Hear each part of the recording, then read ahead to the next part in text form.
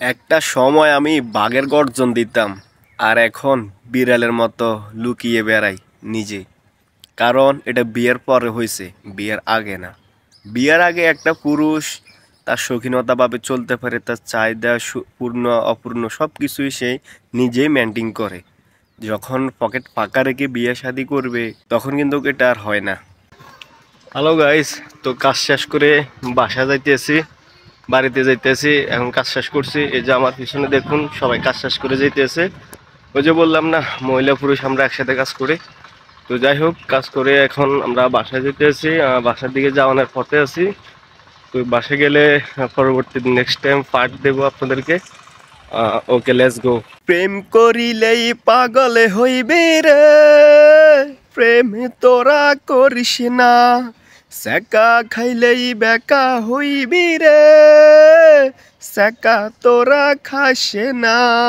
ওরে কোন জাতের মাইয়া কেমনে বলতে পারবা না, বিয়ের পরে হইব জ্বালা সইতে পারবা না। আমি দুঃখী কপাল পোড়া, আমায় দেখে শিখো।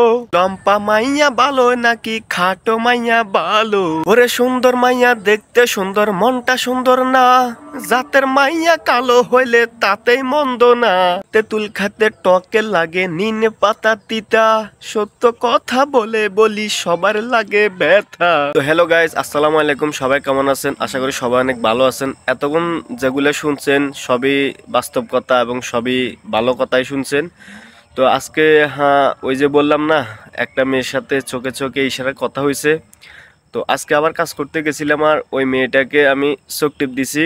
আর মেয়েটা আমার বললো কি আমার চোখের সমস্যা। আপনারা বলেন আমার কি চোখের সমস্যা? দেখেন আমার কি চোখের সমস্যা। আমি মেয়েটাকে চোখ টিপ দেওয়ার পরে মেয়েটা বললো আমার চোখের সমস্যা। পরে আমি তাকে মুখ দিয়ে বেটকি মারছি, আর সে বলছে কি আমার মুখে সমস্যা।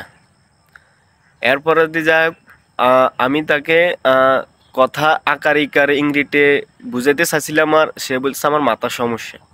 আমি এত সমস্যা হলো কেমনে থাকি বলেন, আপনারাই বলুন।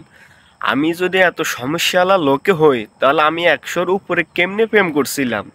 তার মানে মেয়েটাই সমস্যা, তাকে মনে হয় না পটানো যাবে। চেষ্টা করতে তার সমস্যা নাই, দেখি চেষ্টা করার পরে যদি হয়ে যায় অবশ্যই আপনারা সেটা জানতে পারবেন। তো গাইজ, আমি আপনাদের মধ্যে একজন ছোট ভাই ব্রাদার, আর আপনারা আমার বন্ধু বান্ধব ভাই ব্রাদার। যদি এই চ্যানেলটি সাবস্ক্রাইব করেন আর আমার ভিডিওগুলো কেমন লাগে লাইক কমেন্ট শেয়ার করবেন। তো আজকের মতো এই পর্যন্ত, সবাই ভালো থাকবেন, সুস্থ থাকবেন, আল্লাহ হাফেজ।